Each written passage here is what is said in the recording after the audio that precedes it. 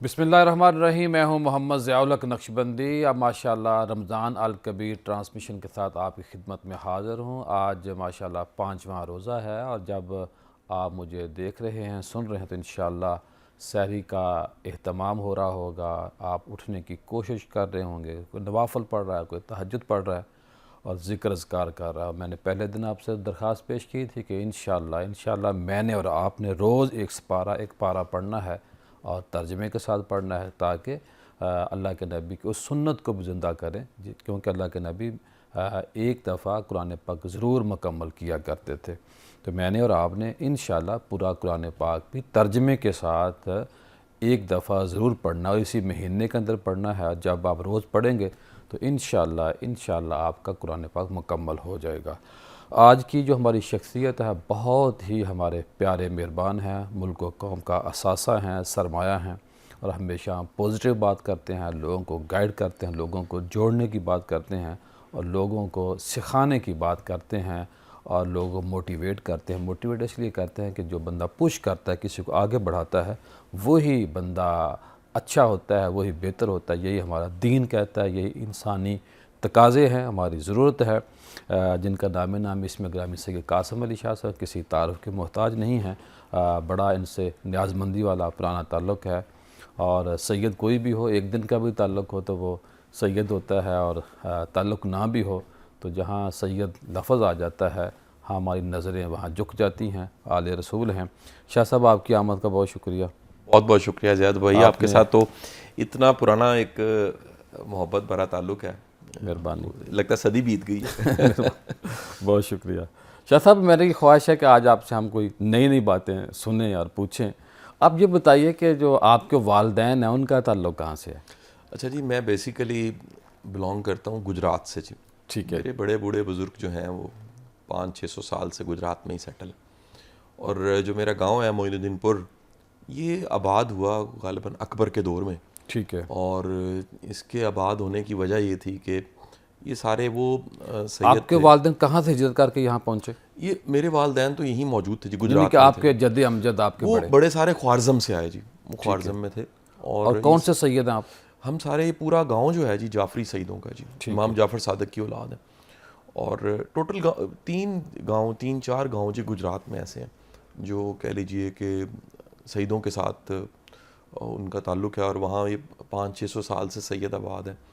Medina है, मोइनुद्दीनपुर है, जमालपुर सईद है, कुल्लेवाल सईद है। 4 गांव ऐसे हैं जिसमें पिछले कई सौ साल से कह लीजिए सैयद आबाद है। और दूसरी बात, लाहौर में आपके दादा आए या आपके वालिद साहब आए?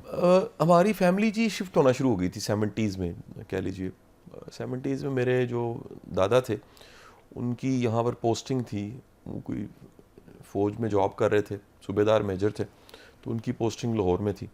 और सारे जो कह लीजिए बुज़ुर्ग हैं मेरे चचा वाले साहब, सारे लाहौर में पढ़ रहे थे, फिर ये यहीं सेटल हो गए। अब ये बताइए कि आपने अपने वालिदैन से रोज़े और इफ्तार के बारे में क्या सुन रखा है? उनके जो आपके दादा थे, जो आपके दादी थी, जो आपकी नानी नाना, वो रोज़ा कैसे रखते थे? अच्छा, मेरी जो बचपन की याद है ना अपने बुज़ुर्गों के हवाले से, उसमें दादा के साथ मेरी कुछ यादें हैं। ये 80s का टाइम है जी, और आप भी मेरा ख्याल है कोई हमारी उम्रों का ज़्यादा फ़र्क नहीं होगा, हम सारे 45-50s वाले लोग हैं। तो 80s में ना वो टाइम था, बड़ी गर्मियों में रोज़े थे, मुझे आज भी याद है, बड़ी शदीद गर्मी थी। और इतनी गर्मी थी कि वो रोज़ा रखने वाले, हम तो बच्चे थे, मेरा ख्याल है कि उस टाइम पे चिड़ी रोज़ा हम रख लेते थे। सुबह अगर सहरी खा लिए सबके साथ उठ के, दोपहर तक वो रोज़ा चला है, उसके बाद अफ्तार कर ली, चिड़ी रोज़ा। लेकिन बुज़ुर्गों को मैंने देखना, तो दादा को मुझे आज भी याद है कि वो उम्र तो उनकी उस वक्त ऑब्वियस है कि वो एजड हो चुके थे, लेकिन वो रोज़ा रखते थे। और कई दफ़ा वो शदीद जो गर्मी होती है उसमें उन्होंने चादर जो थी ना जी, वो उसको गीला करना और फिर ऊपर वो पंखा लगा कर होना, तो वो ऊपर पहन के उन्होंने बाजू का दोपहर को केलूला करना है, रेस्ट करना है, उन्होंने सो जाना। तो वो एक ठंड का सोर्स, कोई पंखा नहीं है, कोई एसी नहीं है। अगर कोई पंखा लगा है तो ठीक है, वो एक कूलिंग लेते थे उस कपड़े गीले से। हाँ जी, उससे वो एक जो हिद्दत थी और जो गर्मी थी वो कम लगने लग पड़ती थी। और बचपन में क्योंकि एक हम सारे कंबाइन फैमिली में, कुछ अम्मी बात बताती होगी अपने बड़ी बात वालिदैन के बारे में, मैं रोज़े समझता और हूँ कि मेरे इफ्तार के बारे अंदर में। जो दीन का मिजाज है, जो خیر کا مزاج ہے، جو روحانیت کا مزاج ایک سیکھا، وہ میں نے اپنی والدہ سے سیکھا. کیونکہ میری والدہ کے اندر انتہا کی کہہ لیجئے عاجزی اور انتہا کا ایک کسی کے کام آنا، یہ جذبہ موجود شروع سے میں نے دیکھا ہے، آنکھوں سے دیکھا کہ امی میں قربانی دینے کا جذبہ، دوسروں کے لیے آسانی پیدا کرنے کا جذبہ. تو والدہ آپ کی بیسیکلی کہاں سے ہیں؟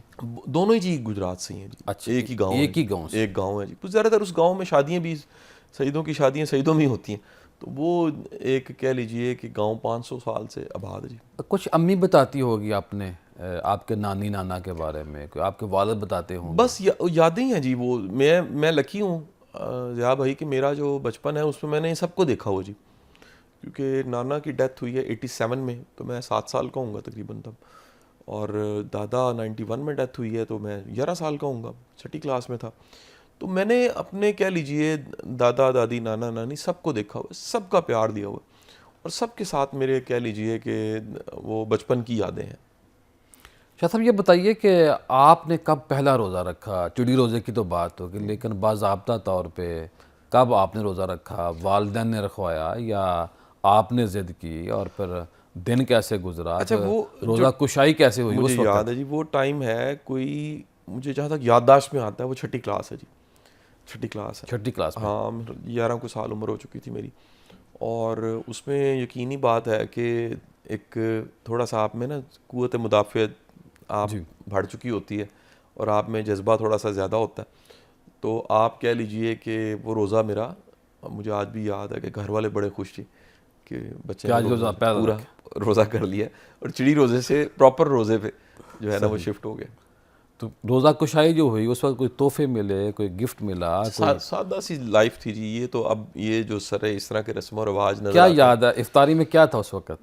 کھجوریں تھیں، پکوڑے تھے. اچھا، یہ نا جو ہمارے کلچر میں آ پکوڑے حضرت سے چلے آ رہے ہیں. یہ کلچر کا حصہ بن چکے ہیں. یہ ضیاء بھائی یہ نہیں آؤٹ ہو سکی چیزیں جی.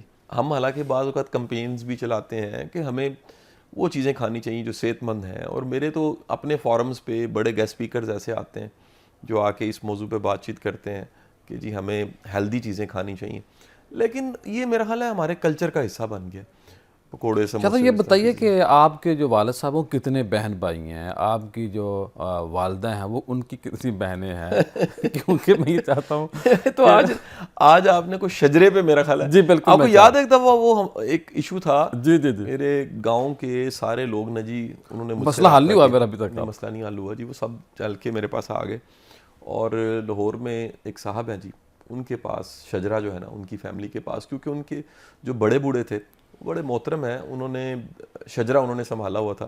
اس کے بعد وہ شفٹ ہو گئے لاہور، تو شجرا بھی ان کے ساتھ آ گئے. تو میرے گاؤں والوں کا کہنا یہ تھا کہ جی آپ انہیں ریکویسٹ کیجئے، کیونکہ ہم نے تو بڑی کوشش کر کے دیکھا ہے، تو وہ شجرا جو ہے وہ مل جائے. اچھا، ایک بڑی میں خاص، میں نے بھی کوشش کی اس میں، آپ نے بھی کوشش کی، لیکن وہ اللہ تعالیٰ ہمیں اجر ہی دے گا اس کا. رزلٹ تو نہیں آ سکا، صبر کرنے کا. ہمیں میرا خیال ہے کہ بالکل دل سے اعتبار ہی کرنا چاہیے کہ وہ شاید وہ صاحب بھی نہیں سنبھال سکے، اور شاید جل گیا یا خراب ہو گیا اور مسپلیسڈ ہو گیا. میرا ان کی بھی کوئی سرمایہ نہیں تھا ان کے پاس، یہ کوئی بس میرا خیال ہے کہ بڑا تدیر انہوں نے رکھا ہوگا. اچھا، اس پہ آئے کہ آپ کے جو میں نے سوال، میں وہی اس کے حوالے سے ایک بڑی مزے کی بات آپ کو بتانے لگا ہوں کہ مجھے بچپن تک یاد ہے جی اپنے، اب تو وہ شاید نہیں ہے رسم رہی میرے گاؤں میں، کہ جب کوئی شادی ہوتی تھی تو دونوں طرف، لڑکی اور لڑکا دونوں طرف سے شجرا پڑھا جاتا تھا. وہ شجرا پڑھتے پڑھتے پڑھتے باقاعدہ وہ یعنی جوڑے تک آتے تھے، آل نبی اولاد دولہا تک پہنچتے تھے. ہاں جی، ہاں جی، 1400 سال پیچھے، 1400 سال پیچھے آل نبی اولاد علی. ماشاءاللہ. یہ ساری جو ہے جی وہ حضرت علی کرم اللہ وجہ کی اولاد ہے، اور نبی پاک صلی اللہ علیہ وسلم کی آل ہے. الحمدللہ. یہ کہہ لیجئے کہ یہ شجرا پڑھ کے اس کے بعد نکاح کی رسم ہوتی تھی، اور پھر جو ہے وہ رخصتی ہوتی تھی. یہ 2 طرفہ پڑھا جاتا تھا، لڑکی والی سائڈ بھی پڑھتی تھی، حالانکہ وہ چلتے چلتے آخر کار نیچے سے بھی ڈویژن جا کے ہوتی تھی، کیونکہ وہ دادوں پر دادوں سے کہیں کوئی تقسیم ہو جاتی تھی، یا کزنوں میں پھر بڑی قریبی تقسیم ہوتی تھی. تو کہہ لیجئے کہ یہ رسم تو میں نے دیکھی جی اپنی آنکھوں کے سامنے. باقی کیونکہ یہاں پر سارے گاؤں کے بڑے لوگ نا شفٹ ہونے لگ پڑے تھے 70s 80s میں، کچھ فیملیز 90s میں شفٹ ہوئی ہیں، اور کچھ ایسے ہیں ہمارے دوست جو لاہور شفٹ نہیں ہوئی، فیملیز ان کی کسی اور جگہ شفٹ ہو گئیں، فیصل آباد میں شفٹ ہو گئیں، وہاڑی شفٹ ہو گئی. اور مختلف جگہ. ایک بڑی آپ کو میں خاص بات بتاؤں, یہ بات جو ہے نا پیڈیا میں بھی لکھی ہے, انسائکلوپیڈیا ہوتا ہے اس طرح پیڈیا گجرات ہے.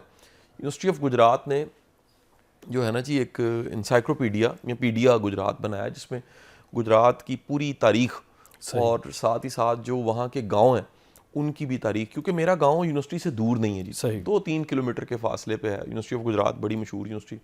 شاہ صاحب میں یہاں سے تھوڑا سا آپ کو تنگ کروں گا, بریک لینی ہے. خواتین حضرات پروگرام کا سلسلہ جاری ہے, ملتے ہیں بریک کے بعد. بریک کے بعد خوش آمدید. آج قاسم علی شاہ صاحب ہمارے ساتھ موجود ہیں اور ہم ان سے کوشش کر رہے ہیں کہ ان سے وہ سوالات کیے جائیں جو آج تک پہلے نہیں ہوئے, اور ہر بندے کی کوشش ہوتی ہے کہ کوئی نیا پوچھے, نیا دکھائے. تو آج ہماری بھی کوشش ہے کہ شاہ صاحب کا جو خاندان ہے, کیونکہ شاہ صاحب کے جو جاننے والے ہیں, پہچاننے والے ہیں, ماننے والے ہیں بہت بڑی تعداد میں ہیں, تو لوگ یہ چھوٹی چھوٹی باتیں بھی جاننا چاہتے ہیں. شاہ صاحب آپ اپنی بات کو مکمل کریں. اچھا, یہ میں گزارش کر رہا تھا کہ وہ جو انسائکلوپیڈیا یا پیڈیا گجرات ہے اس میں میرے گاؤں پہ جی ایک پیراگراف موجود ہے, اور وہ پیراگراف جو ہے بڑا امپورٹنٹ ہے جی, کہ وہ اس میں 2-3 چیزیں بڑی غیر معمولی لکھی ہوئی ہیں کہ یہ جو ساری فیملیز ہیں یہ سارے زیرک ہیں, یعنی ان کو جو ذہانت ہے وہ گفٹڈ ہے, اور ان کو صرف ڈائریکشن ملنے کی دیر ہوتی ہے. اگر ڈائریکشن ملتی ہے تو پھر یہ بھی چیلنج ہے کہ ان کی جو لڑائی جھگڑے بہت زیادہ ہیں اور جو لڑائی دو جھگڑے انتہائیں ہیں, وہ 2 انتہائیں ہیں محبت میں بھی اور پازیٹیوٹی دشمنی کی میں طرف بھی. جاتے ہیں تو کمال کر جاتے ہیں, چھا جاتے ہیں.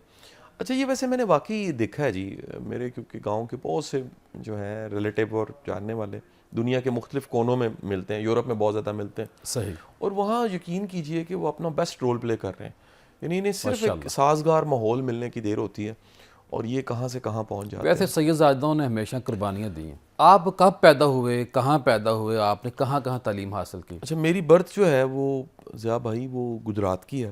پہلا بچہ تھا تو سیٹل یہ لاہور ہو چکے تھے, لیکن پہلا بچہ کیونکہ عموماً جو نانکے ہوتے ہیں تاریخ پیدائش بتانا پسند وہاں کریں چلی گے؟ جاتی سال, ہیں. جی جی, تاریخ پیدائش سال میری جو ہے جی وہ 80 کی ہے جی, 80 ماشاءاللہ. 26 دسمبر 80.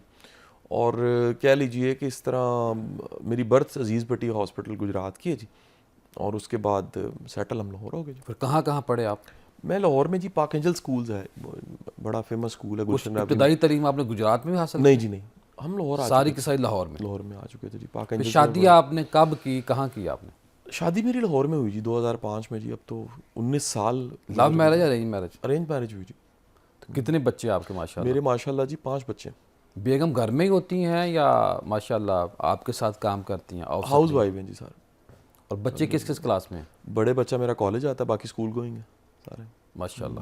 اب یہ بتائیے کہ شاہ صاحب آپ نے پچھلے دن ایک سٹینڈ لے لوں, یا آپ نے ایک جرت کا مظاہرہ کیا, یہ کہ آپ نے نئی لائن لی جس پہ بڑی لیدے ہوئی, میں تو اس کو کہوں گا کہ آپ نے جرت کا اظہار کیا. وہ کیا معاملہ تھا, کیسے آپ نے یہ سوچا کہ میں عمران خان صاحب کا انٹرویو کروں, کیونکہ اس سے پہلے اس کی بعد بہت ساری چیزیں میں سمجھتا ہوں چینج ہوئی اس میں نا اصل میں ضیاء بھائی, کیونکہ میں نے اس سے پہلے ایک پوری میں نے کمپین لانچ کی ہوئی تھی فاؤنڈیشن کی طرف سے کہ ہم مختلف انٹرویوز کو ریکارڈ کریں گے مختلف پولیٹیشنز کے. تو ابتدا پہ ہی خان صاحب کا انٹرویو تھا, اس کی پھر اینگلنگ ایسی ہو گئی, ٹرولنگ سٹارٹ ہو گئی, تو میں وہیں پر سائلنٹ ہو گیا, خاموشی اختیار کی, کچھ وقت گزرا, چیزیں ختم ہو گئی.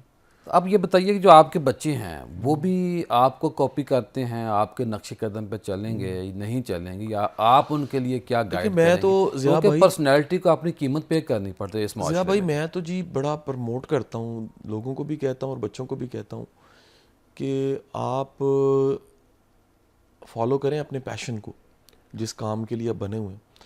تو اگر آپ اپنے پیشن کو فالو کرتے ہیں تو نئے راستے بننے لگ پڑتے ہیں اور اللہ تعالیٰ آسانیاں کر دیتا.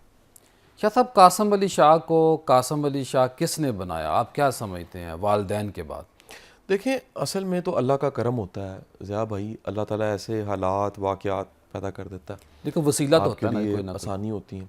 لیکن ایک جو بڑا ایک رول رہا نا جی, وہ واصف علی واصف صاحب کی کتابوں کا رہا جی, کیونکہ زمانہ طالب علمی میں نے ان کو پڑھنا شروع کیا. میری لائف میں ایک بڑا یو ٹرن آیا اس سے, اور میری لائف یکسر چینج ہو گئی, بالکل بدل گئی. تو واصف صاحب کا لٹریچر, کتابیں, کیسٹس, میری زندگی میں ان کا بڑا اہم رول رہا جی. بڑے کوئی ایسے نام جن کے بغیر آپ جی نہیں سکتے, اور وہ لوگ جو آپ کے بغیر نہیں جی سکتے، یعنی آپ کے جو بہت قریبی دوست ہوں؟ میرا خیال ہے جی رشتے ہی ہوتے ہیں سب سے اہم. یہ وقت کے ساتھ ساتھ سمجھ آتی ہے کہ آپ کا جو ذات ہے اس کے گرد دائرے ہیں، اور اس دائرے میں سب سے قریبی دائرہ جو ہے وہ فیملی کا دائرہ ہے. اس کے بعد دوستوں کا دائرہ آ جاتا ہے، پھر آپ کی ورک پلیس کے لوگ آ جاتے ہیں، پھر اس کے بعد دنیا آ جاتی ہے. تو یہ اللہ کا بڑا شکر ہے جی کہ جو قریبی فیملی ہے، میرا بڑا اچھا تعلق ہے میرے بزرگوں کے ساتھ بھی، بہن بھائیوں کے ساتھ بھی، فیملی کے ساتھ، بچوں کے ساتھ، گھر والوں قاسم کے علی ساتھ. شاہ فاؤنڈیشن کا کیسے خیال آیا آپ کو؟ اچھا یہ ضیاء بھائی 2015 میں نا میری ویڈیوز وائرل ہونے لگ پڑی تھی. 2016 میں میرے بہت سے دوستوں کا کہنا یہ تھا کہ اس فیم کا نام کا کوئی فائدہ نہیں، اگر اس کو انسٹیٹیوشن کی کوئی شکل دے دیں تو اللہ بڑا کرم کرے گا اور بڑے لوگوں کا فائدہ ہو جائے گا. کس سال میں اس کا قیام؟ 2017 میں آغاز میں جی ہم نے کہہ لیجیے 8 سال ہو جائیں گے ہم نے اس کی ابتدا کر دی، اور کہہ لیجیے کہ اللہ کے کرم اور فضل سے اس کو ہم نے شروع کر دیا. تو شاید یہ ادارہ کیسے چلتا ہے؟ نو پروفٹ بہت بڑی آرگنائزیشن ہے. تعداد میں وہاں پروگرام ہوتے ہیں، نو ظاہر پروفٹ اسٹاف ہے. آرگنائزیشن ہے جی. ایک تو ہمارا کوئی اوپن چندے کا ماڈل نہیں ہے، قریبی دوستوں کا جو سارا سرکل ہے وہ اس کو فنڈ کر دیتا ہے، ہم اس کو چلائی جاتے ہیں. 10 پروگرام ہیں، بڑے پروجیکٹ کہہ لیجیے جس میں چل رہے ہیں. اسکالرشپ کا پروگرام ہے، CSS کا پریپریشن کا ایک پورا ونگ ہے، 3 سال سے وہ چل رہا ہے. صلح کا ونگ ہے، جسٹس انوار صاحب دیکھ رہے ہیں. کتابوں کی تقریبیں رونمائی ہوتی رہتی ہیں، گیسٹ آتے رہتے ہیں، ہم ریکارڈ کرتے رہتے ہیں. اب تو ہمارے 3-4 پروگرام ہم وہاں سے پروڈیوس کرتے ہیں، ٹی وی چینلز پہ چل پڑتے ہیں. شاید یہ جو آپ کا فاؤنڈیشن ادارہ ہے، آپ کیا سمجھتے ہیں کتنے لاکھ لوگ اس سے مستفید ہو چکے ہیں؟ اس کا نا اندازہ نہیں لگ سکتا جی، کیونکہ فزیکلی تو ہر مہینے کو 3000 لوگ اسٹیپ ان اسٹیپ آؤٹ ہو جاتے ہیں.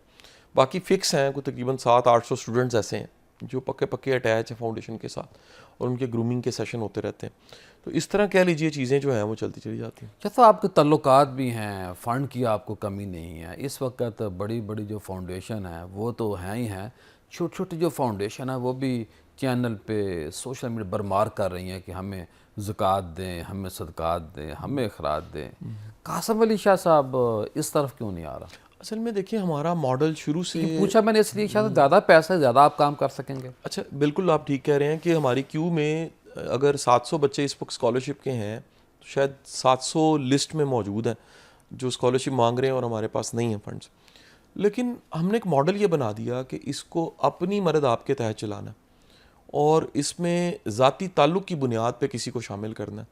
اوپن چندہ ہم نے نہیں لینا کہ ہم کوئی کمپین چلا کے چندہ اکٹھا نہیں کریں گے، ابھی تک ایسا نہیں کیا.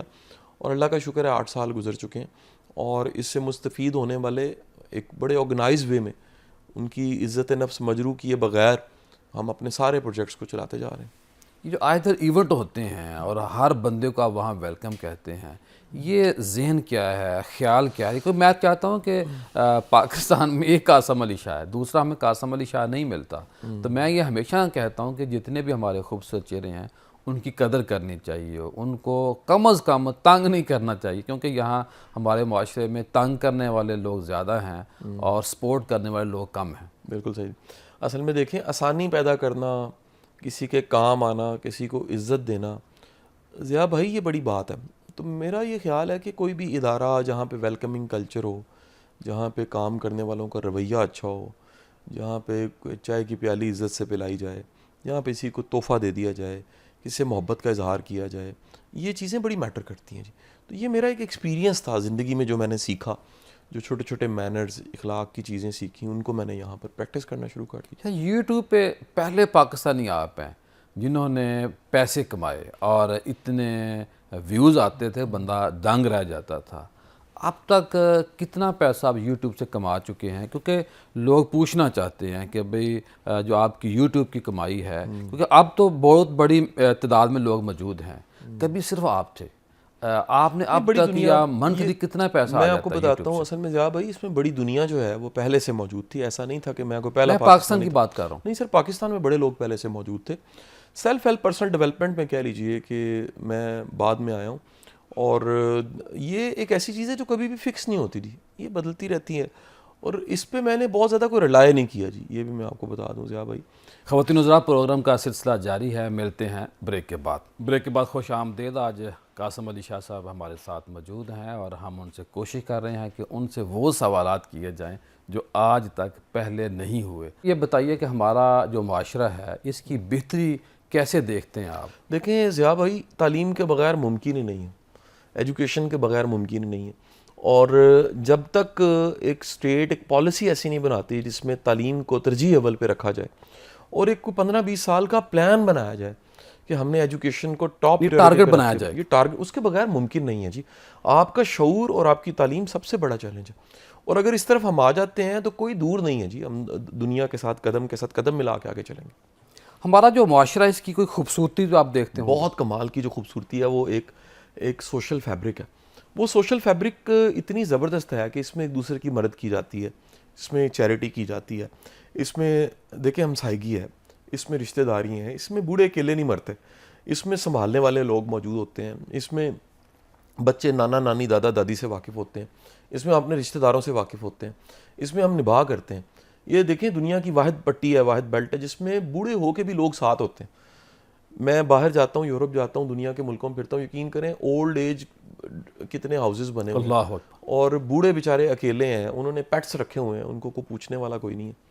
آپ کیا سمجھتے ہیں کہ ہمارے شامی صاحب وہ اکثر کہتے ہیں کہ پاکستانی واحد ہیں اوورسیز جو باہر جا کے وہ پاکستان کی فکر میں لگے رہتے ہیں؟ 100% میں نے ویسے ان میں زیادہ فکر مندی دیکھی ہے, زیادہ اٹیچ, بہت زیادہ فکر مندی دیکھی. یقین کریں ہم یہاں پر موجود ہیں, اچھا کچھ چیلنج بھی ہیں, میں یہ نہیں کہتا بڑے چیلنج ہیں, لیکن کچھ اچھا بھی ہے. پھر جہاں موجود ہوتا ہے نا گراؤنڈ ریئلٹی سے آپ واقف ہیں کہ آپ صبح اٹھ کے یہاں پر آ گئے, میں اپنے گھر سے اٹھ کے یہاں پر آ گیا ہوں, تو ہم کچھ گراؤنڈ ریئلٹی سے واقف ہیں. بعض اوقات اتنے مسئلے نہیں بھی ہوتے جتنے سوشل میڈیا پہ دکھائے جا رہے ہوتے ہیں.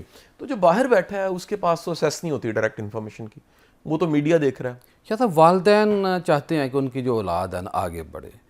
آپ کیا سمجھتے ہیں ایک ماں کو, ایک باپ کو کتنا اپنے بچوں کو ٹائم دینا چاہیے, کیسے ان کو موٹیویٹ کرنا چاہیے؟ دیکھیں یہ اگر کسی کی بھی ترجیح میں تربیت ہے نا ضیاء بھائی, وہ خوش قسمت انسان ہے. آج کے زمانے میں سب سے مشکل کام تربیت ہے. یعنی آپ کے لیے پراپرٹی بنانا, پیسہ بنانا, بینک بیلنس بنانا آسان ہے, تربیت ایک مشکل کام ہے. اور اگر آپ نے تربیت کی ہے تو پھر آپ بے فکر ہو جائیے, جن کی تربیت کی ہے وہ خود ہی اپنے راستے بنا لیں گے. تو آج کا بڑا چیلنج جو ہے نا وہ تربیت ہی ہے, اور والدین کی اگر پریورٹی میں ہے تو پھر ٹائم دیتے ہیں, وہ اخلاص کے ساتھ ٹائم دیتے ہیں. لیکن شاہ صاحب اگر ایک والد ہے, ایک ماں ہے, اس نے پہلے فوکس نہیں کیا تھا.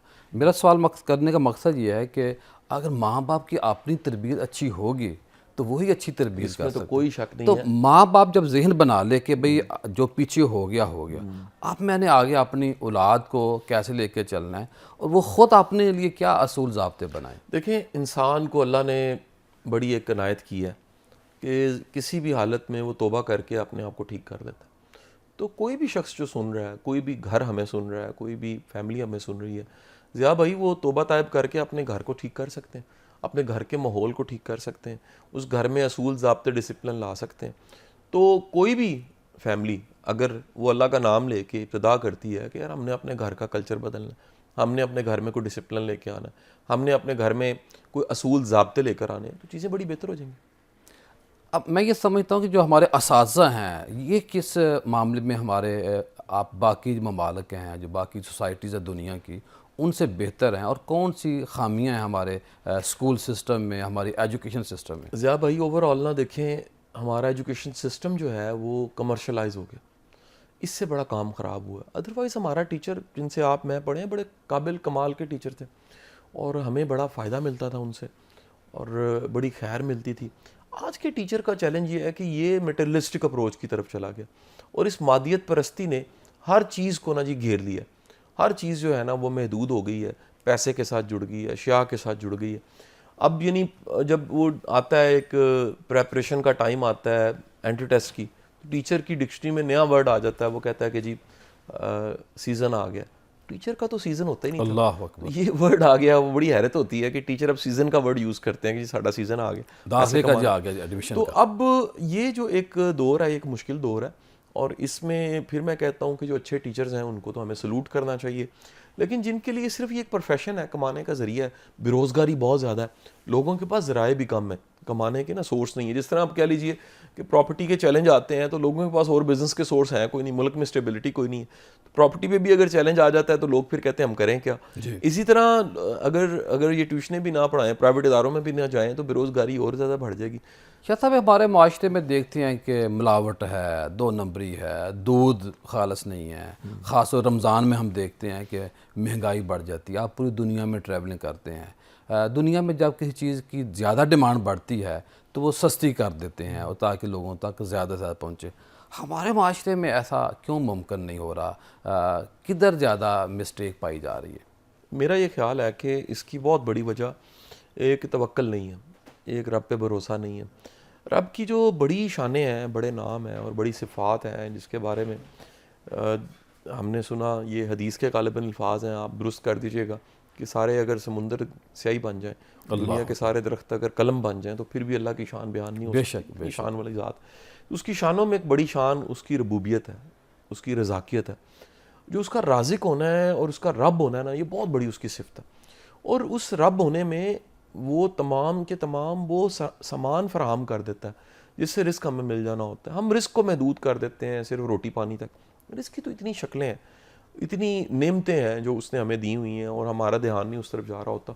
तो जब हम एक पूरा कामिल यकीन रखते हैं, ईमान रखते हैं कि रब की ज़ात जो है वो राज़िक है, तो फिर डंडी नहीं मार सकते, फिर शॉर्ट सी नहीं करते, लॉन्ग टर्म तक देखते हैं। एक अच्छा मुआशरे के लिए कानून की हुक्मरानी ज़रूरी है या तरबियत की हुक्मरानी ज़रूरी है? दोनों चीज़ें बड़ी ज़रूरी हैं। मेरा ये ख्याल है कि दुनिया में जहाँ पर भी कोई सिस्टम है वहाँ दोनों चीज़ें मौजूद हैं। वहाँ पर डिसिप्लिन है कानून के ज़रिए और उसके साथ साथ कह लीजिए डिसिप्लिन के अवेयरनेस भी है, शऊर भी दिया जा रहा है। रूहानियत के बारे में आपका क्या नज़रिया है? क्योंकि बंदे का जो नज़रिया बदलता रहता है, फेज़ आते हैं। पहले फेज़ में रूहानियत क्या समझते थे? माशाल्लाह आपका तो सैयदज़ादे हैं, ख़ानदानी एतबार से आप मजबूत हैं, तो पहले रूहानियत के बारे में आपका क्या नज़रिया था? अच्छा, दरमियान में क्या आया, अब आपका क्या नज़रिया? मेरा ख्याल है कि मुझे माजी का तो बहुत ज़्यादा याद नहीं, मैं अभी तक जहाँ मैं जो समझ पाया हूँ, मेरा ख्याल है इखलास, किसी भी काम के पीछे जो इखलास है रूहानियत है आपकी। रूह है ना जी, जिस्म के साथ जुड़ी है रूह निकल जाती है तो जिस्म मादा या मैयत बन जाता है, उसकी कोई अहमियत नहीं है। आपकी बड़ी कुर्बत है सरफराज शाह साहब से, सबसे, अहमद रफ़ीक अख्तर साहब से, इन शख्सियात की क्या क्या आप ब्यूटी देखते हैं? देखें जी, सबका एक अपना हुस्न है और सरफराज शाह साहब को अल्लाह ताला ने एक बड़ा एक इज्जत दिया है, इनकसारी दी है और एक रूहानियत के किसी आला दर्जे पे भी वो फायज़ है और ख़ास करके उनको एक कश्फ दिया।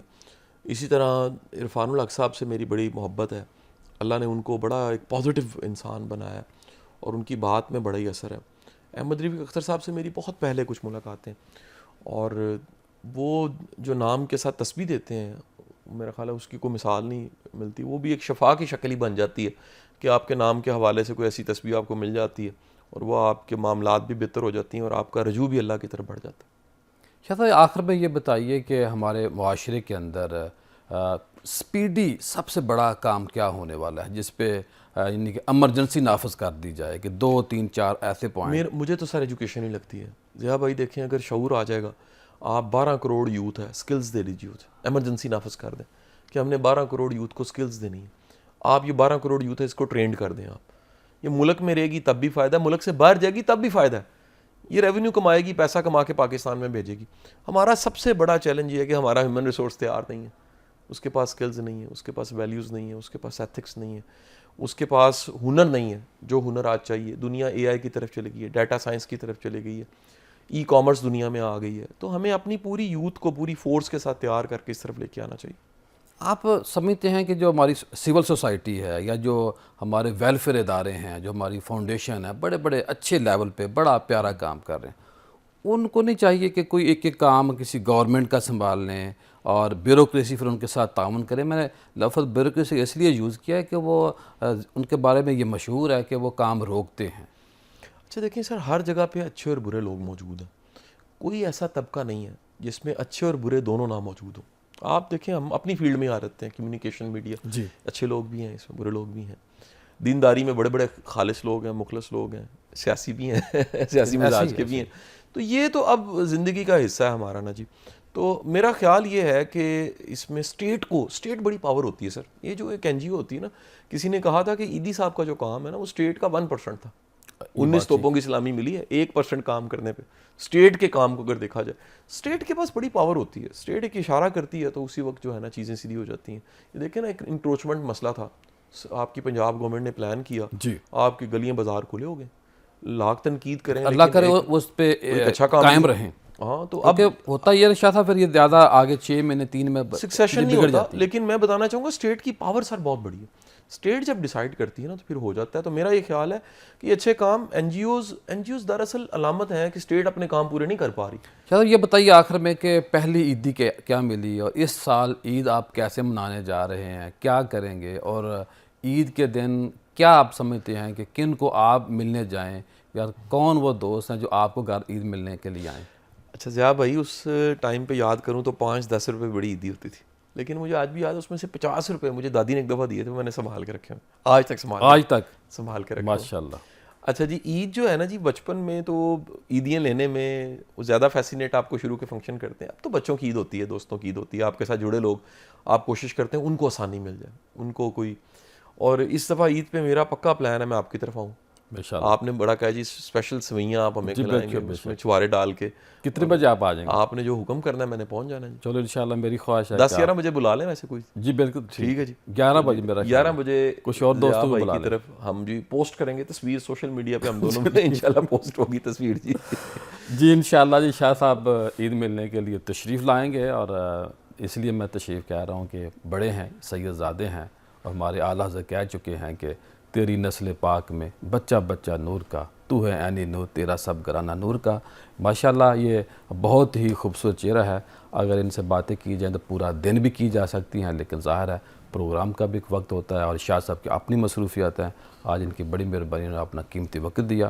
پروگرام کے بعد دوبارہ آپ سے ملاقات ہوتی ہے, جائیے گا کہیں مت. ملتے ہیں مختصر بریک کے بعد. بریک کے بعد خوش آمدید خواتین و حضرات. رمضان الکبیر ٹرانسمیشن آپ نیوز 1, ٹی وی 1 اور وسیب چینل پہ, یہ ماشاءاللہ ہمارے ادارے کو یہ سعادت حاصل ہو رہی ہے کہ ایک ٹرانسمیشن 3 چینل پر آپ کو سننے کو دیکھنے کو ملتی ہے. اور آپ کو یہ بتانا تھا ہمیشہ کی طرح کہ ماشاءاللہ جدید مقالات ضیاء رمضان, آپ کو رمضان کے حوالے سے کوئی بھی معلومات چاہیے تو آپ اس کتاب کو خرید کے معلومات لے سکتے ہیں. جب آپ اس کتاب کو پڑھیں گے تو آپ کو احساس ہوگا کہ مجھے رمضان کے مسائل, رمضان کے جو دیگر معمولات ہیں, جو ایام آتے ہیں, ان کی مکمل تفصیلات اس کتاب کے اندر سے مل گئی ہے. دوسرا آپ کو بتانا تھا ماشاءاللہ الحمدللہ الامین فاؤنڈیشن روزانہ کی طرح سحری اور افطار کا مسلسل انتظام اور اہتمام کر رہی ہے, اور مخیر حضرات سے خواہش ہے کہ ان سے درخواست ہے کہ آگے بڑھے, ہمارا دست و بازو بنے. انشاءاللہ مہمان بڑھتے جا رہے ہیں اور مزید بڑھیں گے. اب آج کا جو موضوع ہے وہ موضوع ہے اسلام میں ٹریفک قوانین کا حل, کیونکہ اسلام دین فطرت ہے. یہ موضوع آپ کو کہیں اور نہیں ملے گا, ہمارے چینل پر ملے گا. وہ اس لیے ملے گا کہ ہم نے بات سوسائٹی کے جو بنیادی مسائل ہیں اس کے اوپر کرنی ہے. اب دیکھیے رمضان کے اندر لوگوں کے روزے راستے میں کھل جاتے ہیں, کوئی اتنا برا حال ہوتا ہے سڑکوں کے اوپر کہ بندہ دنگ رہ جاتا ہے. لیکن اللہ کے نبی صلی اللہ علیہ وسلم نے صحابہ کو اس دور کہا تھا کہ اے میرے صحابہ راستے کا حق ادا کرو. اور یہ بخاری شریف کی روایت ہے. قرآن پاک کی ایک آیت کا مفہوم یہ ہے کہ زمین پر اکڑ کر نہ چلو, اور زمین کو آپ پھاڑ نہیں سکتے, ان کے تحمل سے چلو. پھر ساتھ کی بھی فرمایا کہ جو مرضی کر لو, آپ پہاڑ کی بلندی حاصل نہیں کر سکتے. اور ساتھ اللہ کے نبی نے یہ بھی فرمایا کہ باوقار طریقے سے چلنا چاہیے, نہ بہت تیز نہ بہت کم. اور حجت الوداع کے موقع کے اوپر صحابہ فرماتے ہیں کہ اللہ کے نبی جب دیکھتے کہ راستہ آگے اوپن ہے تو آپ تیزی سے چلتے. اور ساتھ ہم نے یہ بھی بتانا ہے کہ جہاں ہارن بجانا منع لکھا ہوتا ہے, جیسے ہاسپٹل ہوتے ہیں, اسکول ہوتے ہیں, تو وہاں ہارن بجانا گناہ ہوتا ہے. اور ساتھ میں نے یہ بھی بتانا ہے کہ عربوں کے اندر اس کے علماء کرام بات کریں گے کہ عرب جو تھے وہ اپنے اونٹوں کے گلے میں بڑی بڑی گھنٹیاں باندھتے تھے, جن کی آواز دور دور تک لوگوں کو جاتی تھی, تنگ کرتی, لوگوں کا آرام میں خلل ڈالتی. تو اللہ کے نبی نے اس عمل کو بھی پسند نہیں فرمایا کہ لوگوں کو تنگ نہیں کرنا چاہیے. اس سے کیا پتہ چلتا ہے کہ ناجائز جو ہارن بجانا ہے یہ منع ہے. اور ساتھ یہ بھی آپ کو بتانا ہے کہ اللہ کے نبی نے فرمایا تھا راستے سے تکلیف دہ چیز کو ہٹانا یہ میری اور میرے صحابہ کی سنت ہے. یہ طبرانی کی روایت ہے. اس سے کیا پتہ چلتا ہے کہ ہمیں, اب دیکھیں اللہ کے نبی نے کب کہا کہ راستے کا حق ادا کرو, کب کہا کہ راستے کے اندر سے تکلیف دہ چیز ہٹا دو. جب اتنا بھی رش نہیں تھا، اتنی بڑی بڑی گاڑیاں موجود نہیں تھیں، اور ساتھ آپ کو یہ بھی بتانا ہے کہ ایمبولینس کو راستہ دینا آپ کے اوپر فرض ہو جاتا ہے۔ آپ کا بائک کا جو راستہ ہے شرعی طور پہ آپ اسی راستے پہ اپنی بائک چلانے کے حقدار ہیں۔ گاڑی والی لائن پہ آپ کا بائک چلانا گناہ ہے، سائیکل چلانا گناہ ہے۔ اسی طرح جو گاڑی والے حضرات ہیں ان کو سائیکل والی بائک والی لائن پہ نہیں آنا چاہیے، اور جہاں لکھا ہوا ہو کہ یہاں پارکنگ ممنوع ہے، گاڑی کھڑی کرنی نہیں، تو وہاں آپ جب گاڑی کھڑا کریں گے تو ریاست آپ کے اوپر شرعی طور پہ حد بھی لگا سکتی ہے، یعنی کہ شریعت ان کو گناہ گار نہیں کہتی بلکہ بہتر سمجھتی ہے کہ جب آپ کو جرمانہ کریں گے، جب آپ کو فزیکلی جرمانہ کریں گے، اور ساتھ آپ کو مالی جرمانہ بھی کریں گے۔ اور ساتھ آپ کو یہ بھی بتانا ہے کہ اللہ کے نبی نے فرمایا تھا کہ جلد بازی جو ہے یہ شیطان کا عمل ہے، اور جب جرمانے کی بات ہوتی ہے یہ بھی شرعی طور پر درست ہے۔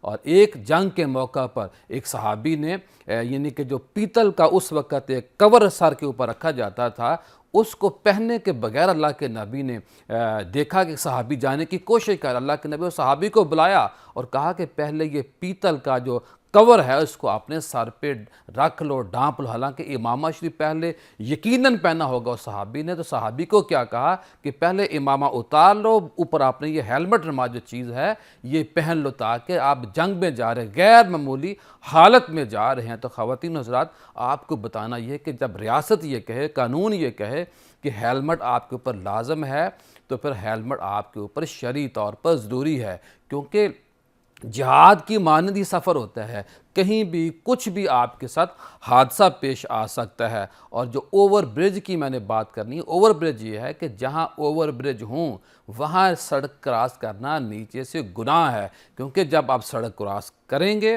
تو آپ کا نقصان ہو سکتا ہے۔ اور ساتھ کیا ہے کہ جب سڑک کراس کر رہے ہوتے پیچھے گاڑیوں کی، بائک کی، رکشوں کی لائن جو لگ جاتی ہے، اس سے بھی آپ مجرم ریاست کے بھی بنتے ہیں، شریعت کے بھی بنتے ہیں لوگ، کیونکہ لوگوں کو آپ تنگ کر رہے ہوتے ہیں۔ اور ساتھ آپ کو یہ بھی بتانا ہے کہ جب کوئی بندہ پولیس کا یونیفارم پہن کے قانون کی خلاف ورزی کرتا ہے، ڈاکٹر کا لباس پہن کے قانون کی خلاف ورزی کرتا ہے، وکیل کا لباس پہن کے قانون کی خلاف ورزی کرتا ہے، تو یا عالم دین امامہ یا ٹوپی پہن کے داڑھی شریف رکھ کے قانون کی خلاف ورزی کرتا ہے، تو پھر بات زیادہ بڑھ جاتی ہے، کیونکہ جو ڈاکٹر ہے اس کی زیادہ ذمہ داری، وہ عام شہری دی خاص شہری ہے، وکیل جو اس کا کوٹ ہے وہ یہ بتا رہا ہے یہ وکیل ہے، اس کی زیادہ ذمہ داری بن جاتی ہے۔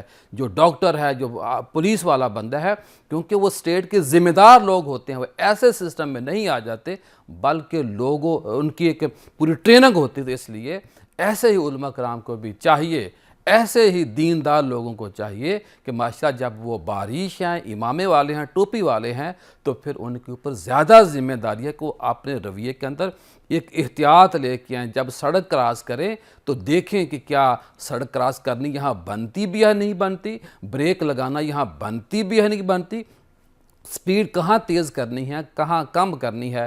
جب اسٹیٹ کہتی ہے کہ یہاں آپ 30 کی سپیڈ پہ جا سکتے ہیں تو آپ کے اوپر 30 کی سپیڈ آپ کے اوپر لازم ہے، 60 کی سپیڈ ہے تو 60 کی ہونی چاہیے، 80 کی سپیڈ ہے تو 80 کی سپیڈ آپ کی ہونی چاہیے۔ اور جب اگر آپ کو کہا جاتا ہے کہ موٹر وے پہ آپ ہیں تو 120 کی سپیڈ پہ آپ گاڑی چلا سکتے ہیں، تو آپ کو 120 کے اوپر نہیں جانا چاہیے۔ خدا نہ خواستہ ہیلمٹ کے بغیر موت، اوور سپیڈ بریک، یعنی کہ سڑک کراس غلط کرتے ہوئے ایسی اموات خودکشی کے دائرے میں بھی آ سکتی ہیں۔ اور ساتھ آپ کو یہ بھی بتانا ہے کہ ون ویلنگ جو ہے یہ بھی ایک بہت بڑا جرم ہے۔ یہ تمام جو خلاصہ میں نے آپ کو بتایا ہے، اس خلاصے کے اوپر میں نے بریک کے بعد اپنا جو پینل ہے ان سے رہنمائی لینی ہے کہ حضرات والا، مفتیان کرام، پیران اعظام، ہمیں یہ بتائیے کہ کیا جو اس بندہ نچیز نے آپ کے سامنے باتیں کی ہیں شرعی طور پر ان کی کیا حیثیت ہے،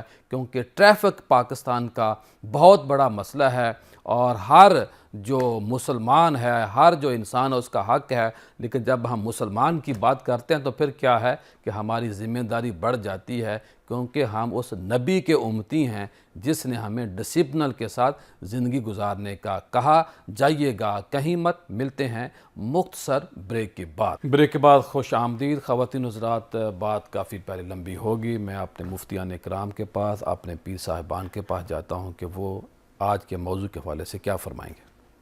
بسم اللہ الرحمن الرحیم۔ قبلہ پیر صاحب، چونکہ آج ہمارا موضوع ٹریفک قوانین کا ہے تو میں شرعی اعتبار سے اس سے دو باتیں عرض کرنا چاہتا ہوں۔ ٹریفک قوانین جو ہیں یہ ملک کے ایک جو ہے جائز انتظامی قوانین کا حصہ ہوتے ہیں، جن پر عمل کرنا سارے جو ملک کے باشندے ہیں ان پر لازم ہے، تاکہ اس سے جان و مال کا تحفظ رہے، اس سے فلاح و بہبود جو ہے وہ ڈسٹربنس نہ ہو اس میں، اور شریعت نے ایسے قوانین کی تاکید بھی کی ہے۔ دیکھیں، جب لائسنس جو ہے جاری ہوتا ہے ڈرائیونگ لائسنس، جی، تو بیسیکلی قبلہ یہ وہ جو لائسنس ہولڈر ہوتا ہے اس کے اور گورنمنٹ کے درمیان یہ ایک معاہدہ ہوتا ہے، صحیح، جس معاہدہ کی پابندی جو ہے از روئے شریعت بھی آپ پر لازم ہے۔ اس پابندی کو آپ نے لازمی کرنا ہے، اور آپ کو جو چیزیں بتائی جاتی ہیں لائسنس لینے سے پہلے ان قوانین کی بھی آپ نے پابندی کرنی ہوتی ہے، جی، کیونکہ نبی مکرم صلی اللہ علیہ وسلم کا فرمان ہے لا دین لہ لمن لا عہد لہ، اللہ اکبر، اس شخص کا کوئی دین نہیں ہے عہد کی پاسداری، جو عہد کی پاسداری نہیں کرتا۔ قرآن میں بھی ہے کہ اوفو بالعہد ان العہد کان مسئولا، جو عہد و پیمان ہے کسی کے ساتھ تمہارا قیامت کے دن اس کے بارے میں ضرور پوچھا جائے گا۔ تو اگر ہم اس ضمن میں بھی جو ہے خیانت کریں گے تو اس ضمن میں بھی ہم سے سوال ہوگا۔ صحیح، ہم اس ملک کے شہری ہیں، اس کے قوانین کا ہمیں لازم خیال رکھنا چاہیے۔ فتاوی شامی میں ایک بات بڑی خوبصورت ہے جناب، کتاب الجہاد میں، کہ المسلمون عند شروطہم، انسان جو ہے، مسلمان جو ہے، وہ کچھ اس کے ساتھ شرائط بھی ہوتی ہیں، کوئی عہد و پیمان بھی اس کا ہوتا ہے اس کے دین میں، تو ان کے ساتھ اس نے لازم ان کے ساتھ جینا ہے، صحیح، ان شرائط کا اعتبار اور ان شرائط اور عہد و پیمان کا جو ہے اس نے لازمی خیال رکھنا ہے۔ دوسری بات میں عرض کر دوں قبلہ، وہ یہ ہے کہ اگر ہم ان قوانین کا خیال نہیں کریں گے تو اس سے بہت زیادہ نقصان ہوگا، جی، اور بعض اوقات ایسا ہوتا ہے کہ اس سے بے گناہ لوگوں کی جان جانے کا بھی خطرہ ہوتا ہے۔ بے شک، قرآن مجید فرقان حمید میں اس کی جو ہے اس کے بارے میں بڑا سخت رب ذوالجلال نے ارشاد 35,000 فرمایا، بندہ مرتا ہے ایک سال کے اندر پاکستان۔ اللہ اکبر، فرمایا من قتل نفسا بغیر نفس او فساد فی الارض فکأنما قتل الناس جميعا، کہ جس نے کسی ایک جان کو قتل کیا بغیر، یعنی اس کا کوئی قصور نہیں تھا، بغیر غلطی کے اس نے کوئی فساد نہیں کیا تھا زمین میں، تو اس کو اگر قتل کیا تو آپ نے گویا پوری جہان کو قتل کر دیا، انسانیت کا قتل کیا۔ اور اگر آپ اس کا خیال رکھیں گے تو اس کا ایوارڈ بھی اتنا ہے۔ ماشاءاللہ، فرمایا ومن احیاھا فکأنما احیا الناس جميعا، اور اگر آپ نے قانون کی پاسداری کرتے ہوئے کسی ایک کی جان بچائی تو گویا آپ نے پورے جہان کی جان بچائی۔ اللہ اکبر، اب آتے ہیں حدیث کی طرف۔ جی، آقا نعمت صلی اللہ علیہ وسلم نے ارشاد فرمایا، ابن ماجہ شریف کی حدیث ہے، کہ مسلمان کی جان کی حرمت کو کعبے کی حرمت سے زیادہ جو ہے محترم میرے آقا نے قرار دیا۔ سبحان اللہ، سبحان، کعبے کی حرمت سے زیادہ مسلمان کی جان کی حرمت ہے۔ آپ کوئی بھی وائلیشن کر کے کسی جان کا اگر ضیاع کریں گے تو آپ دیکھ لیں اس سے کتنا بڑا نقصان ہوگا، گناہ اور کتنا اللہ بڑا کی بارگاہ میں کتنے بڑے آپ گناہ گار ڈکلیئر ہوں گے۔ پھر نبی رحمت صلی اللہ علیہ وآلہ وسلم کا فرمان ہے، فرمایا 4 چیزیں جو ہیں یہ بڑے گناہوں میں ہیں، یعنی گناہ کبیرہ میں۔ کون سی 4 چیزیں؟ شرک کرنا، کسی جان کو قتل کرنا، والدین کی نافرمانی کرنا، اور جھوٹی گواہی دینا۔ صحیح، تو جو احادیث میں گناہ کبیرہ ہے ان میں سے ایک یہ بھی گناہ ہے کہ کسی جان کو آپ بغیر کسی قصور کے، غلطی کے قتل کر دیں۔ آپ دیکھیں روزانہ کتنے ٹریفک حادثات ہوتے ہیں۔ جی، پھر نبی رحمت صلی اللہ علیہ وسلم نے ارشاد فرمایا کہ قیامت کے دن سب سے پہلے لوگوں کے درمیان خون بہانے والے سے متعلق فیصلہ کیا جائے۔ اللہ اکبر، پھر دیکھیے آقا نعمت صلی اللہ علیہ وسلم نے ارشاد فرمایا کہ بخاری شریف کی حدیث ہے، جی، دیکھیے کتنی احتیاط ہے۔ آقا نعمت صلی اللہ علیہ وسلم نے کسی مسلمان بھائی کی طرف اسلحہ کے ساتھ اشارہ کرنے سے بھی منع کیا ہے، تیز نگاہ دیکھنے سے منع فرمایا۔ تیز نگاہ دیکھنے سے منع فرمایا ہے۔ تو آپ کسی کی جان ایسے ہی ضائع کر دیں لاپرواہی میں، دیکھیں رب کائنات کے ہاں آپ کتنے قصوروار ہوں گے۔ ایک حدیث اور عرض کرنا چاہتا ہوں۔ جی آقا نعمت صلی اللہ علیہ وسلم نے ارشاد فرمایا کہ اللہ تعالیٰ کے نزدیک پوری کائنات کا ختم ہو جانا کسی شخص کے ناحق قتل ہو جانے سے زیادہ ہلکا ہے۔ اللہ اکبر۔ یعنی پوری کائنات ختم ہو جائے ایک طرف اور کسی ایک ناحق جان کو قتل کر دیا جائے، یہ اس پر بھاری گناہ ہے۔ جناب اللہ اکبر۔ جناب قاری افضل باجوہ صاحب، آپ ہمارے پروگرام پہ ایک دفعہ تشریف لائے ہیں، کیا فرمائیں گے آپ؟ بسم اللہ الرحمن الرحیم۔ پیر صاحب، سب سے پہلے تو آپ کا شکریہ کہ آپ نے مجاہد ختم نبوت ہیں اللہ اکبر، یہ اللہ تعالیٰ کی عطا ہے، پریکٹیکلی اللہ تعالیٰ کی عطا ہے، اس کا شکر ہے کہ وہ ہم سے پیارے مصطفیٰ کریم علیہ السلام کی ناموس و ختم نبوت کا کام لے رہا ہے۔ ماشاءاللہ۔ تو میں آپ کا مشکور ہوں کہ آپ نے اس گئے گزرے خود غرض پرفتن دور میں اور رمضان کریم کے لمحات میں جب افطاری کا وقت ہوتا ہے تو اس وقت یہ پرابلمز زیادہ کریٹ ہوتی ہیں، تو آپ نے انتہائی خوبصورت موضوع جو ہے اس کا انتخاب فرمایا، اور ضرورت ہے، وقت کی نبض پہ آپ نے ہاتھ رکھا ہے۔ مہربانی۔ عرض یہ ہے کہ اسلام کے جتنے قوانین ہیں، جتنے بھی ہیں، ان میں سب سے پہلے جو ہے مسجد ہے، کعبہ ہے، طواف ہے، اعتکاف ہے، پہلے دوسروں کے حقوق کے تحفظ کی تعلیم اور گارنٹی لی گئی ہے۔ اس کی قرآن پاک کے اندر چلنا سارے معاملات ہیں۔ اللہ تبارک و تعالیٰ نے فرمایا وَلَا تَمْشِ فِي الْأَرْضِ مَرَحًا، جیسا آپ نے بھی فرمایا کہ زمین پر اکڑ کے نہیں چلو۔ اس میں تمشی، چلنے کا ذکر ہے، یعنی چلنے کے آداب قرآن نے اور نبی علیہ السلام نے بھی ارشاد فرمائے ہیں۔ قرآن عظیم میں اللہ کریم نے فرمایا الذین یمشون علی الارض ہونا واذا خاطبہم الجاہلون قالوا سلاما۔ کتنا خوش اسلوبی کے ساتھ اللہ تعالیٰ نے ہمیں اسلام خوبصورت دین ہے، تو اس کا ہر عمل بھی خوبصورت ہے، اور ہر اس عمل کی ہمیں تعلیم ہے جو ہماری خوبصورتی میں اضافہ اور دوسروں کی خوبصورتی کا سبب بنتا ہے۔ فرمایا کہ جو اللہ کے مکرم اور منتخب بندے ہیں وہ زمین پر آہستہ چلتے ہیں۔ اللہ اکبر۔ تو ہمارے معاشرے میں روڈز پر ہم نے دیکھے ہیں پڑھے لکھے لوگ بھی اتنی تیز رفتاری اور برق روی کے ساتھ چلتے ہیں کہ دوسروں کے جان مال عزت آبرو، وہ غسل کیا ہے، کوئی مسجد کو جا رہا ہے، کپڑے پاک نہ پاک چھینٹیں پڑ جاتی ہیں، اتنی تیزی سے موٹر سائیکل یا کاریں گزارتے ہیں، وہ دوسروں کا خیال نہیں کرتے۔ ایک بندہ نماز کے لیے جا رہا ہے، جمعے کے لیے جا رہا ہے، اس کے کپڑے خراب ہو جاتے ہیں، تو کتنی پریشانی ہے۔ آج کل رمضان شریف ہے، اس دفعہ بھی نبی کریم صلی اللہ علیہ وسلم نے ارشاد فرمایا، یہ صحیح ستہ کے اندر روایت ہے، حضرت ابو ہریرہ رضی اللہ تعالیٰ عنہ راوی ہیں، نبی کریم نے فرمایا کہ ایمان کے 60 یا 70 حصے ہیں، ایمان کے 60 یا 70 حصے ہیں، ان میں سے ادناہا اماطۃ الاذی عن الطریق، جو سب سے کم درجے کا ہے وہ یہ ہے کہ رستے سے تکلیف دہ چیز کا دور کر دینا، سبحان اللہ، تاکہ کسی کا وقت بھی ضائع نہ ہو، جان بھی ضائع نہ ہو، کسی کو ذہنی اذیت بھی نہ پہنچے، بدنی جسمانی اذیت بھی نہ پہنچے۔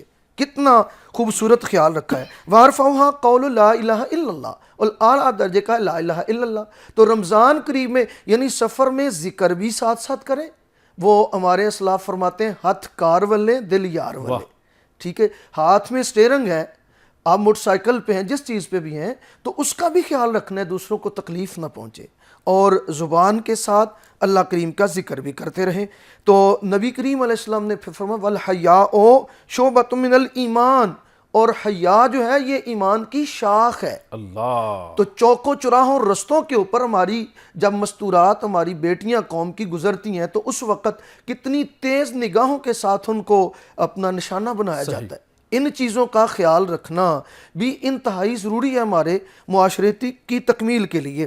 اور میں پیر صاحب عرض کرتا ہوں، جب حضرت سیدنا عمر بن خطاب رضی اللہ تعالیٰ عنہ منتخب جو ہیں اللہ کے نمائندے ہیں، نبی پاک کے نمائندے ہیں صلی اللہ علیہ وسلم، ان کو حضور نے فرمایا یا عمر انکا رجل قوی لا تزاحم علی الحجر فتؤذی الضعیف، اے عمر تو طاقت والا آدمی ہے, اللہ نے تجھے قوت سے نوازا ہے, حجر اسود پر جب جانا ہے تو مزاحمت کر کے کمزور لوگوں کو آپ نے تکلیف نہیں دینی. واہ واہ. یہ پیغام نبی پاک علیہ السلام نے حضرت عمر پاک کے ذریعے قوم کے جو بڑی بڑی گاڑیوں والے ہیں, روڈ لائنر ہے, پراڈو ہے, پجیرو ہے, ان کے پاس کوئی چھوٹی گاڑی ہے تو وہ ان کے پاس سے جب گزریں تو مفاخرانہ انداز میں, متکبرانہ انداز میں نہ گزریں.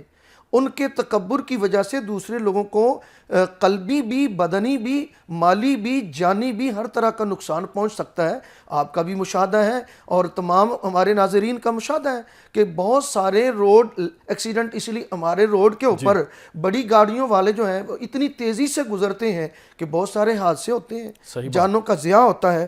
تو اس لیے نبی مکرم صلی اللہ تعالی وسلم نے, جیسا آپ نے بھی حوالہ کوڈ کیا, بخاری شریف میں ہے 1671 اس کا ریفرنس ہے حدیث پاک کا. نبی کریم صلی اللہ علیہ وسلم جب خطبہ حجۃ الوداع سے واپسی, سرکار کریم علیہ السلام نے کچھ لوگوں کی آوازیں سنی, وہ آوازیں دے رہے تھے اور اپنے اونٹوں کو مار رہے تھے اور ان کو آوازیں دے رہے تھے. وراءہ زجرا شدیدا وضربا وصوتا للابل فاشار بصوتہ الیہم. تو نبی کریم علیہ السلام نے اپنے چابک مبارک کے ساتھ, عصا کے ساتھ اشارہ کیا. یہاں سے ثابت ہوا کہ ہمارے جو یہ اپنا ٹریفک والے حضرات ہیں یہ نبی کریم علیہ السلام کی سنت کو ادا کر رہے ہیں. اگر وہ اپنے منصب کے ساتھ اپنا صحیح طریقے سے دیانتداری سے, ایمانداری سے چلیں تو یہ ایک سنت رسول بھی ہے. اور بڑا پھر تو آخر میں کیا فرمائیں گے آپ؟ میں آخر میں اتنا عرض کرنا چاہتا ہوں کہ ٹریفک قوانین جو ہیں کم از کم ان کو ہمیں جو ہے پڑھنا چاہیے, ان سے متعلق کم از کم ہمیں کچھ نہ کچھ علم ضرور ہونا چاہیے. مثلا دیکھیں, مناسب وقت پر گاڑی جب آپ نکالتے ہیں تو مناسب وقت پر لائٹس آن ہونی چاہیے. مغرب کے وقت آپ نکالیں تو اس کی لائٹس مناسب آن ہونی چاہیے, خراب بھی نہیں ہونی چاہیے, خرابی نہیں ہونی چاہیے. پھر دن میں دھند میں یا بارش میں ہوں تو لائٹس آن ہونی چاہیے. ہمارے ہاں یہ بھی ہے کہ جن کے پاس بڑی گاڑی ہے اب دن دوپہر کو بھی لائٹ آن ہے اور دوسروں کو بھی ساتھ اس کے جو ہے ڈسٹربنس ہو رہی ہے. اس کے علاوہ دیکھیے ایمرجنسی سروسز جو ہوتی ہیں, مثلاً جو ہے یہ ایمرجنسی گاڑیاں ہوتی ہیں, ویلفیئر کی ہوتی ہیں, گورنمنٹ کی ہوتی ہیں مختلف مواقع کے لیے, جیسے فائر بریگیڈ وغیرہ ہے, ایمبولینسز ہوتی ہیں. پولیس کی گاڑی ہوتی ہے, پولیس کی گاڑی جب وہ جا رہے ہوتے ہیں تو انہوں نے کسی کام جانا ہوتا ہے, ضروری اسٹیٹ کی ذمہ داری ہوتی ہے. اس کا بھی خیال رکھا کریں, صحیح, ضرور خیال رکھا کریں. ہمارے ہاں کیا رواج ہے قبلہ کہ اگر گاڑی کوئی گزرتی ہے ایمبولینس وغیرہ تو ہم یہ راستہ تلاش کرتے ہیں کہ وہ اگر ہجوم سے نکل رہی ہے تو ہم اس کے پیچھے ساتھ ہی نکل جائیں, یہ جائے کہ دوسرے کو راستہ دے. جناب اپنا قاری صاحب کیا فرمائیں, باجو صاحب آخر میں مختصر الفاظ میں. جی بسم اللہ. آخر میں یہی ہے کہ ہمارے ناظرین کو اپنوں کا ان کے پیچھے کچھ وہ ہوتے ہیں مسافر جن کے پیچھے پوری فیملی اس کے اوپر اس کا انحصار ہوتا ہے. اپنا خیال کریں, دوسروں کا. بڑا خوبصورت فکرہ لکھا ہوتا ہے. 50,000 لوگ زخمی ہوتے ہیں ہر سال, اور اس کے بعد ایسے لوگ ہیں جو ہمیشہ کے لیے معذور ہو جاتے ہیں. بڑا خوبصورت جملہ لکھا ہوتا ہے کہ نہ پہنچنے سے دیر سے پہنچنا بہتر ہے. صحیح. تو آپ ٹائم فریم پہلے کر لیں, آپ اندازہ لگا لیں کہ میں نے فلاں جگہ پہنچنا ہے, 1 گھنٹے میں پہنچیں گے, آپ آدھا گھنٹہ پہلے نکل آئیں. تو تیز رفتاری جو ہے یہ انتہائی خطرناک ہے. نبی کریم پھر ہارن کی آپ نے بات فرمائی, اس پہ میں عرض کرنا چاہوں گا.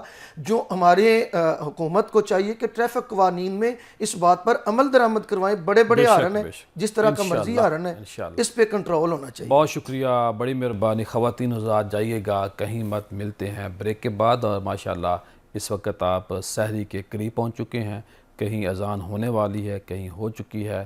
پروگرام کا سلسلہ جاری ہے, ملتے ہیں بریک کے بعد. بریک کے بعد خوش آمدید خواتین حضرات, مفتی شاہد مدنی صاحب موجود ہیں. ہم ان سے پوچھیں گے جو آسرا فاؤنڈیشن ہے یہ کیا کیا کام کرتی ہے, اس کے بعد جو رمضان کے مسائل ہیں, جو روزے کے مسائل, اس کے اوپر بات ہوگی. بسم اللہ الرحمن الرحیم. آسرا فاؤنڈیشن ضلع ناروال میں ہم نے یہ عرصہ 1.5 سال سے قائم کی ہے, اور اس کے الحمدللہ ماہانہ راشن مستحق فیملیز کو تقسیم کیا جاتا ہے. اور اس کے علاوہ یتیم اور غریب بچیوں کی شادیاں جو ہیں اس کا الحمدللہ باقاعدہ انتظام ہوتا ہے. اس کے علاوہ ابھی ہم ایک بڑا پروجیکٹ آسرا ایمبولنس کے طور پہ جو ہے وہ سٹارٹ کرنے جا رہے ہیں، جو اس علاقے کے لیے میں سمجھتا ہوں کہ لاہور میں لے کے آنا اور بڑے شہروں میں لے کے آنے میں بڑا ممید اور معاون ثابت ہوگا۔ اس حوالے سے ہم اپنے دوستوں سے چاہیں گے کہ وہ اس میں دست و بازو بنے، تعاون کریں اور دست و بازو اب ہم آتے ہیں جی دینی مسائل کے طرف۔ خون عطیہ کرنے سے روزہ ٹوٹے گا یا نہیں ٹوٹے گا؟ خون عطیہ کرنا یا خون نکل آنا دونوں صورت میں روزہ نہیں ٹوٹے گا، کیونکہ روزے کے ٹوٹنے کا تعلق ہے کہ جسم کے اندر کسی چیز کے جانا، کھانا پینا جانا، لیکن جب خون نکل آئے گا یا خون عطیہ کریں گے تو اس سے روزہ نہیں ٹوٹے گا۔ لپسٹک لگانے سے روزہ ٹوٹے گا یا نہیں ٹوٹے گا؟ لپسٹک لگانے سے روزہ اس صورت میں ٹوٹ سکتا ہے کہ اگر لپسٹک ایسی لگائی ہے کہ جو آہستہ آہستہ جو ہے وہ گھل کر تو اس کا ٹیسٹ حلق میں فیل ہوگا، اگر نہیں تو پھر نہیں ٹوٹے گا، لہذا احتیاط کرنی چاہیے۔ ٹوتھ پیسٹ روزے میں لگانا، کرنا، برش کرنا، سمپل برش کرنا اس سے تو روزہ نہیں ٹوٹے گا، وہ تو دانتوں کی صفائی کے لیے اگر کیا جائے تو اس سے کوئی حرج نہیں ہے۔ ہاں اگر ٹوتھ برش کے ساتھ پیسٹ بھی یوز کر رہے ہیں جو نارملی ہم کرتے ہیں تو اس صورت میں کیونکہ قوی امکان یہ ہوتا ہے کہ اس کے ذرات حلق میں جائیں گے، اس لیے ٹوتھ برش روزے میں نہ کیا جائے، روزہ ٹوٹ جائے گا۔ سرما لگانے سے روزہ ٹوٹے گا یا نہیں ٹوٹے گا؟ سرما لگانے سے روزہ نہیں ٹوٹے گا، سرما لگانا تو سنت ہے، نہیں ٹوٹے گا۔ انسولین کی کیا شرعی حیثیت ہے روزے کی حالت میں اگر وہ مجبوری ہو لگانی پڑے؟ انسولین ڈائبٹیز پیشنٹس جو ہیں ان کو لگانے کی ضرورت ہوتی ہے تو انسولین لگا سکتے ہیں۔ انسولین کا بھی وہی ہے جیسے ہم نے کل انجیکشن پہ ڈیٹیل میں بات کی، تو انسولین لگانے سے روزہ نہیں ٹوٹتا۔ مفتی صاحب یہ بتائیے کہ بھاپ لینا، سٹیم لینا، اس کی کیا شرعی حیثیت ہے روزے کی حالت میں؟ پیر صاحب بھاپ لینا اور سٹیم کرنا لینا، اسی طرح بچوں کو یا بیمار کو نیبولائز کیا جاتا ہے، اس سے کیونکہ پانی کے ذرات اور بھاپ جو ہوتی ہے حلق میں جاتی ہے، اس لیے بھاپ لینے سے، سٹیم لینے سے روزہ ٹوٹ جائے گا۔ ناخن ہم صاف کرتے ہیں، کاٹتے ہیں، تو اگر خون نکل آئے تو پھر؟ جیسے پہلے ہم نے بالوں پہ اس پہ بات کی، تو ناخن کاٹنے سے یا ناخن کاٹتے ہوئے خون کے بہہ جانے سے روزہ نہیں ٹوٹے گا۔ اب یہ بتائیے کہ پان کئی لوگ کھاتے ہیں اور کئی طرح کی باتیں ہیں، سگریٹ لوگ پیتے ہیں، پان کھانا، سگریٹ پینا روزے کے اوپر اثر پڑے گا نہیں پڑے گا؟ کیونکہ یہ چھوٹے چھوٹے مسائل ہیں اور ہمیں سیکھنے بھی چاہیے، لوگوں کو بھی سکھانے چاہیے۔ سگریٹ کا جو معاملہ ہے، سگریٹ پینے سے جب کش اس کا لگاتے ہیں تو نارملی یہی بتایا جاتا ہے کہ اس کا دھواں حلق میں جاتا ہے، تو اس لیے اس کا دھواں جب حلق میں چلا جائے گا تو روزہ ٹوٹ جائے گا، اس لیے روزے کی حالت میں سگریٹ نوشی کرنے کی اجازت نہیں ہے۔ اگر کوئی بندہ کوشش کر کے حلق کے اندر نہ جانے دے تو پھر؟ یہ تو ایسی کوشش ہوگی جو میرا خیال ہے کہ ناکام ہی ہوگی، اور یہ جان بوجھ کے ایسی اپنے آپ کو ایسی مصیبت میں ڈالنے جا رہا ہے کہ جس سے روزہ چلا جائے گا۔ ویسے جیسے غرارہ نہیں کرنا جیسے چاہیے، غرارہ نہیں کرنا چاہیے، لیکن یہ سگریٹ کیونکہ کوئی ایسی چیز بھی نہیں ہے کہ جس کے بغیر گزارا نہیں ہے، تو سگریٹ سے اوائڈ کیا جائے۔ آج کل ویسے مفتی صاحب موسم ٹھنڈا ہے لیکن پھر بھی کچھ علاقوں میں تو گرمی ہوگی، یا کوئی ایسے جو مزدور طبقہ ہے ان کو سردی کے موسم میں پسینہ آ جاتا ہے، تو ٹھنڈک کے لیے کپڑا گیلا کر لینا، یا حلق بندے کا خشک ہو جاتا ہے بار بار روزے کی حالت میں، تو کیا بندہ کولی کر سکتا ہے بار بار؟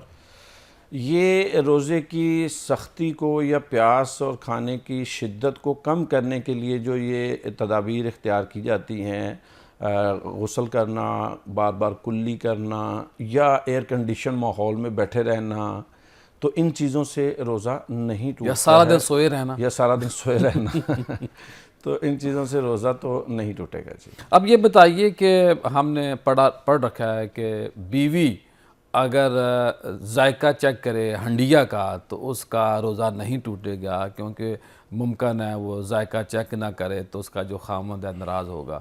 تو کیا اس کی تھوڑی سی بات کر دیں، ساتھ ہمیں یہ بھی بتائیے کہ جو ہمارے کوک ہوتے ہیں وہ بھی بیوی کے ذمے میں آتے ہیں، کیا ان کی شرعی سیدھا ہوٹلز کا کام ہوتا ہے، کیا کہیں گے اس کے اوپر؟ جی پیر صاحب اس یہ حوالے میں نے سے بات اس لیے کہ آپ نے بیوی کو رخصت دی ہے تو ادھر بھی دوسری طرف بھی تو آپ لوگ آئے ہیں شیف کو بھی رخصت دینی پڑے گی۔ کیا فرمائیں گے آپ؟ جی چکھنا جو ہے نا، نارملی ایک شرعی طور پہ اس کا چکھنا کا معنی ہے اور ایک عوامی معنی ہے۔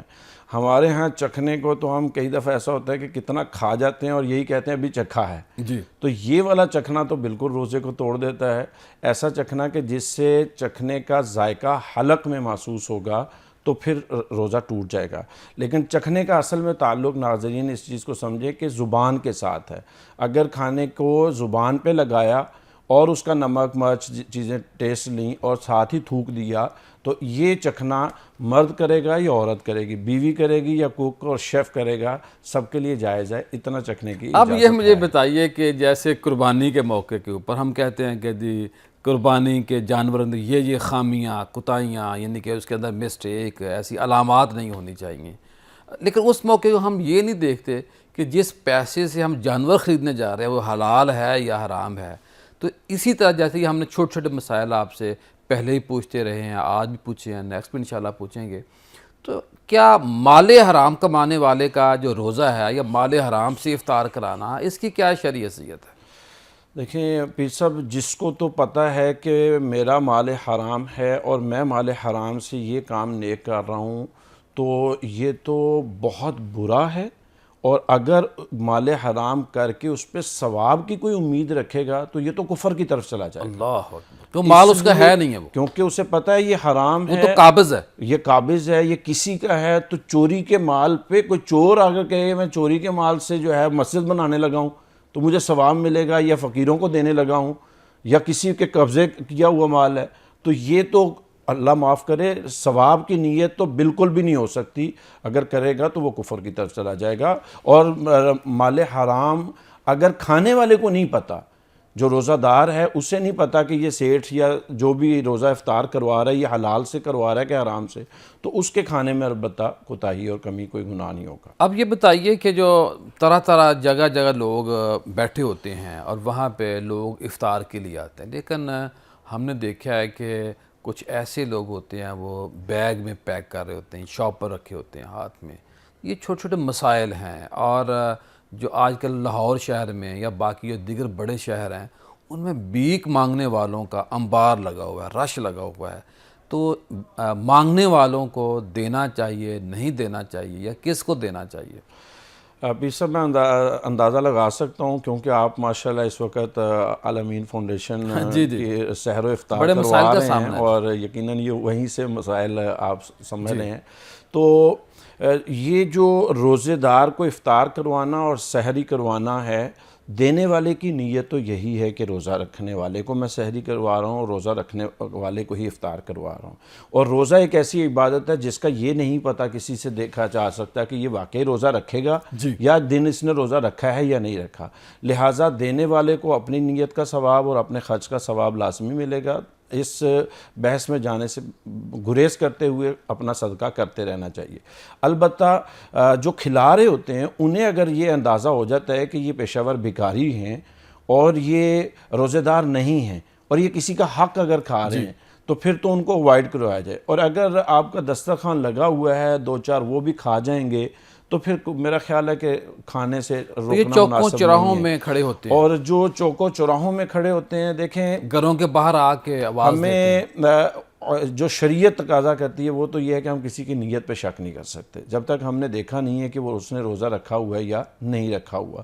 تو اس کنڈیشن کو دیکھتے ہوئے اگر آپ کا دل عام دنوں کی بات میں کر رہا ہوں کہ بھئی کسی کو پیسے دینا, ہاں پیشہ ور بھکاری جو ہے جس کا ہم کہتے ہیں کہ وہ پیشہ ور بھکاری ہے, اس کو دینا تو میں سمجھتا ہوں گناہ ہے. اللہ تعالیٰ فرماتا ہے وَلَا تَعَاوَنُوا عَلَى الْإِثْمِ وَالْعُدْوَانِ, کہ گناہ کے کام میں ایک دوسرے کے ساتھ تعاون نہ کریں. تو یہ پیشہ ور بھکاری, بھیک مانگنا گناہ ہے. اور جو گناہ پہ مدد کرے گا وہ بھی گناہ ہے. تو اس لیے پیشہ ور بھکاریوں کے ساتھ تو ایسا معاملہ سختی کے ساتھ رکھنا چاہیے. عام طور پہ لوگ کہتے ہیں کہ جو ان کا حلیہ ہوتا ہے یا جو الفاظ کہتے ہیں اور لوگوں کو زچ کر دیتے ہیں, خواتین کا خاص طور پہ نظریہ ہوتا ہے کہ جی ان کی بد دعا سے بچنا چاہیے. اس پہ کیا کہیں گے آپ؟ پیر صاحب گیٹ اپ اختیار کرنا اور ایکٹنگ کرنا جس سے جس طرح کی مرضی کروا لیں آپ. یہ جس دور سے ہم گزر رہے ہیں یہاں سیٹس کو بھی غریب بنا کے پیش کرنا چاہیں تو وہ بننے کے لیے تیار ہو جاتا ہے. تو گیٹ اپ پہ نہیں جانا چاہیے, شریعت کے اصولوں پہ جانا چاہیے. جس کو اللہ تعالیٰ منع کر رہا ہے دینے سے, ہم کہیں جی نہیں دیں گے تو اس کی بد دعا لگے گی، اس کی بد دعا کہیں نہیں لگے گی.